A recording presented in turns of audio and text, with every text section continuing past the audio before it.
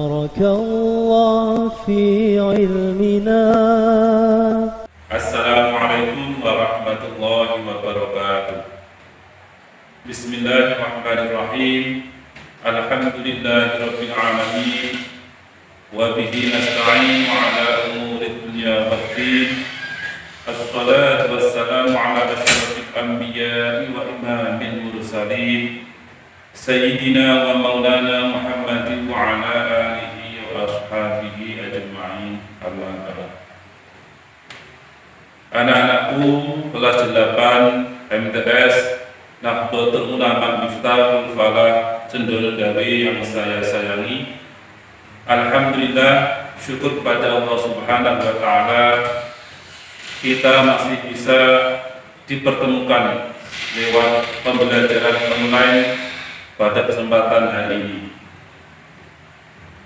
Pada kesempatan ini saya akan menyampaikan materi akidah akhlak kelas 8 tentang akhlak tercela. Yang akan saya sampaikan yakni larangan su'udzon, berburuk sangka, tajassus, menyelidiki atau meneliti aib cacat orang lain dan ghibah. Mari kita ikuti yakni ayat ke-12 surat Al-Hujurat tentang larangan zon, berprasangka, tajassus dan ghibah. Ayatnya akan saya baca. Saya harapkan anak-anak di rumah bisa menulis, siapkan pulpen, siapkan buku tulis. A'udzu billahi minasyaitonir rajim. Bismillahirrahmanirrahim. Ya ayyuhalladzina amanu ijtanibu katsiran minadh-dhanni inna ba'dadh-dhanni ithmun wa la tajassasu wa la yaghtab ba'dukum ba'dha ayuhibbu ahadukum an ya'kula lahma akhihi maytan fakarihtumuh wattaqullaha innallaha tawwabur rahim. Saya harapkan anak-anak untuk bisa mencatat karena akan saya bacakan makna dan dulunya. Bismillahirrahmanirrahim. Ya ayyuhalladzina, hai eling-eling wong akeh, amanu kang padha iman sapa alladzina. Eling-eling piye? Ijtanibu, padha nduwana sapa sira kabeh. Katsiran ing sebagian akeh, minadh-dhanni saking nyono, saking berprasangka. Punapa alasanipun? Inna ba'dadh-dhanni, sak temene sebagian penyono, sak temene sebagian prasangka, iku ismun dosa. Jadi ayat ini yang pertama melarang kita orang-orang mukmin berprasangka kepada sesama kita, suudzon, berburuk sangka kepada teman kita, kepada tetangga kita, dan kepada orang lain pada umumnya. Wala tajassasu, lan aja niti-niti celone wong liya sapa sira kabeh. Lan aja padha menyelidiki aib cacat orang lain. Wala yaghtab, lan aja ngrasani sapa ba'dukum sebagian sira kabeh. Ngrasani ba'don ing sebagian liyane. Ayuhibbu, ana toh seneng sapa hadukum salah siji sira kabeh. Ayyakula, yen toh mangan sapa ahad lahma akhihi ing daginge dulure ahad. Maitan kale o mayit kale mati. Fakalitumu, mongko gedeng sapa sira kabeh hu ing akel, hu ing mangan. wattaqullah wattaqu lan kudu takwa sapa sira kabeh Allah ing Gusti Allah. Innallaha sataman Gusti Allah iku tawwabun zat kang trima taubat, rahimun tur zat kang banget welas asih. Anak-anak kelas 8 yang saya sayangi, ayat ini yang pertama melarang kita untuk berprasangka suudzon kepada sesama.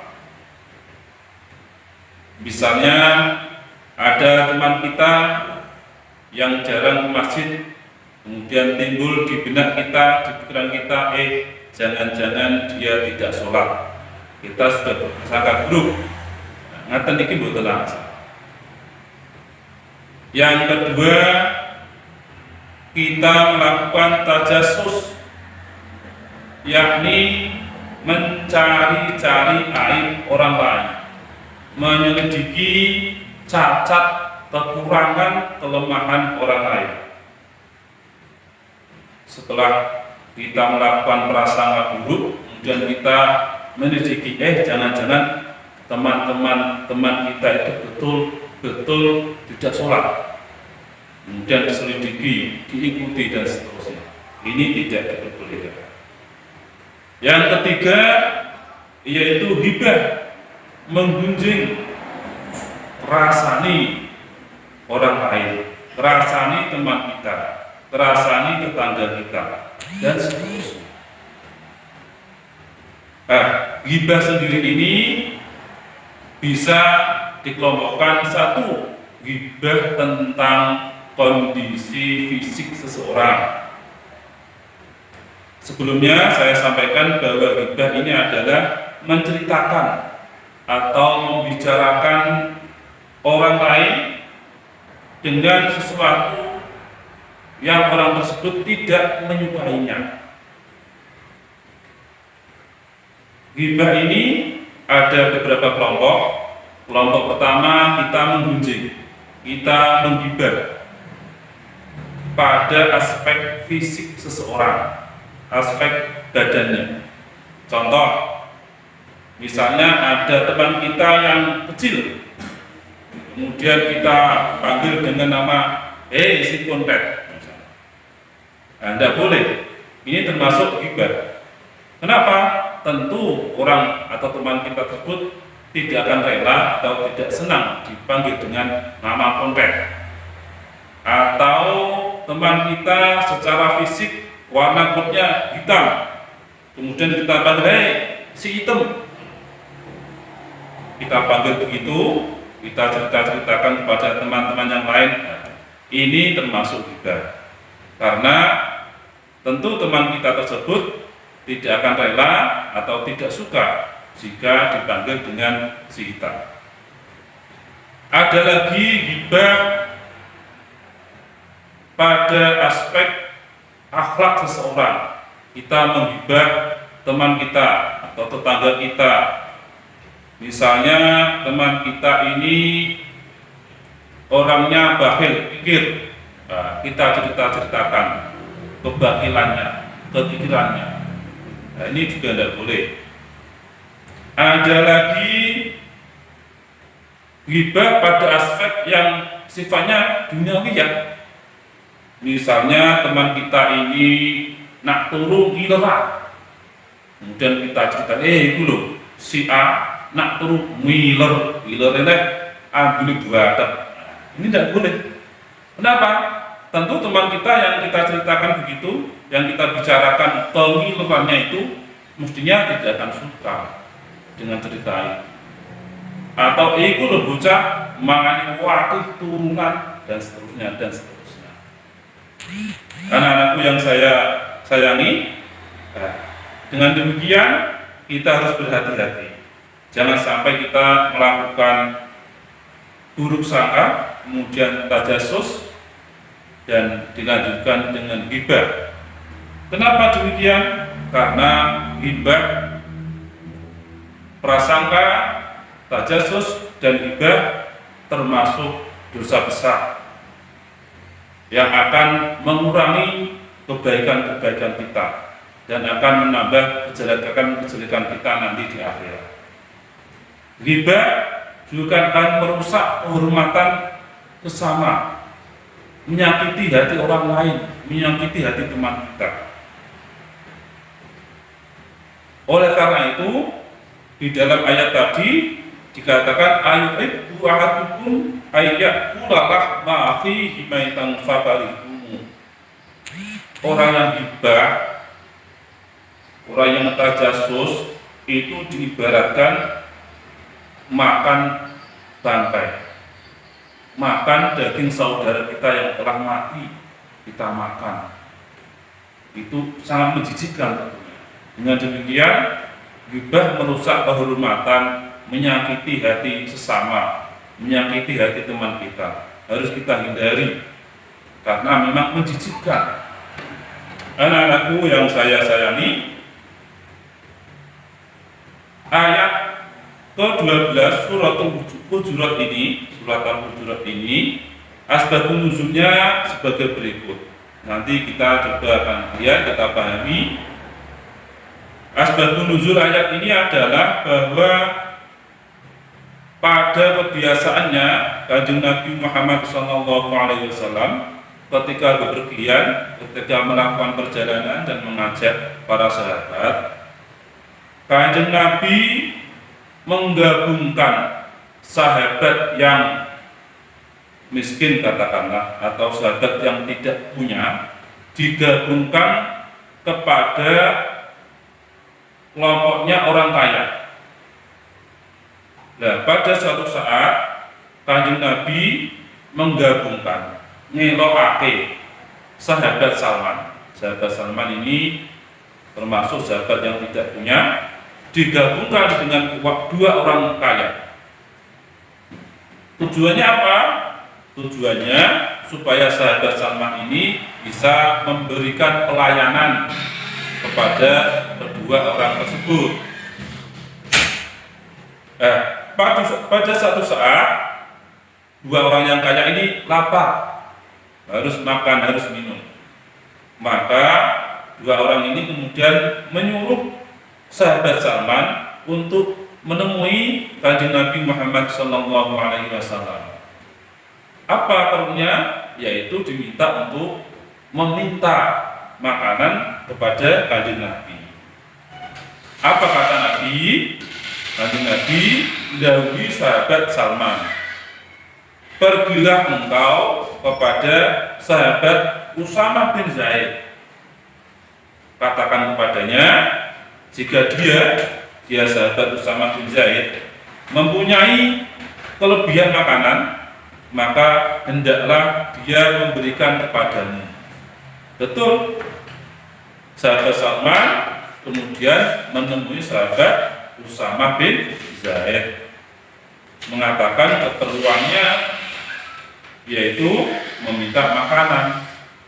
Akan tetapi sahabat Usamah tidak memiliki apapun, artinya tidak punya makanan, tidak punya minuman yang bisa diberikan. Maka kemudian sahabat Salman kembali kepada dua orang kaya tersebut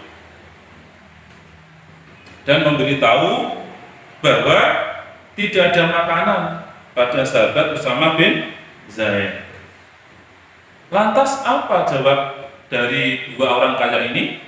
Dua orang kaya ini malah berkata, sesungguhnya Usamah itu mempunyai sesuatu, tapi dia itu kikir.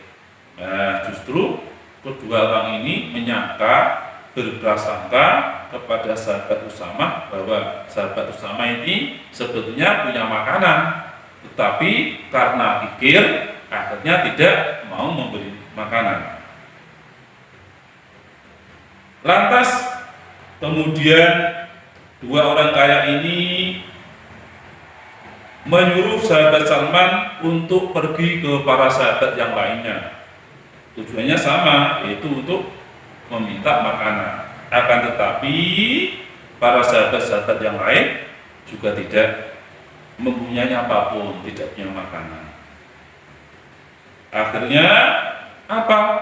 Pada akhirnya dua orang kaya ini justru memata-matai, menyelidiki sahabat Usama, benar enggak dia punya, benar enggak ya dia tidak punya, diselidiki. Nah, tindakan kedua orang ini akhirnya diketahui oleh Kanjeng Nabi Muhammad SAW. Akhirnya Kanjeng Nabi berkata kepada kedua orang ini, "Mengapa aku melihat daging segar di mulut kalian berdua?" Nabi bertanya. Apa jawab kedua orang ini? "Wahai Nabi Allah, demi Allah, hari ini kami tidak makan daging atau makanan lainnya." Kanjeng Nabi jawab, "Tapi kalian sudah makan daging Usamah dan Salman." Inilah sebab-sebab turunnya ayat ke-12 Suratul Hujurat.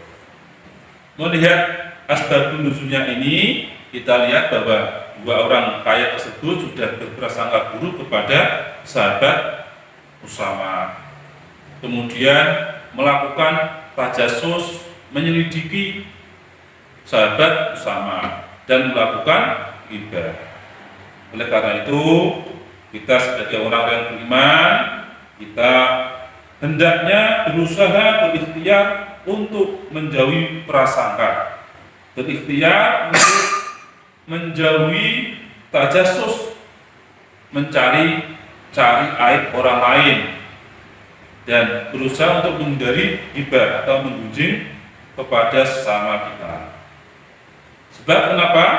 Sebab karena kasih sayang Allah, kita ini manusia yang tentu memiliki aib, memiliki cacat, memiliki kelemahan. Andai saja kalau berandai-andai kita ini dikaruniai oleh Allah mata batin atau kemampuan untuk tahu aib orang lain, untuk mengetahui cacat orang lain, tentu kita akan jadi ketakuan sendiri. Di mana-mana kita mencium bau yang tidak enak, bau bangkai. Konon sahabat Jabir dan ketika bersama dengan Nabi Muhammad SAW, Nabi bertanya kepada sahabat Jabir, "Tahukah bau apakah ini?" Kemudian dijawab Nabi, "Ini adalah bau mulut orang yang menggunjing." Jadi orang yang ghibah itu diibaratkan makan daging saudaranya, daging yang sudah jadi bangkai. Andai kata kita dikasih kemampuan oleh Allah untuk bisa melihat aib cacat teman-teman kita, Masya Allah, kita akan susah sendiri.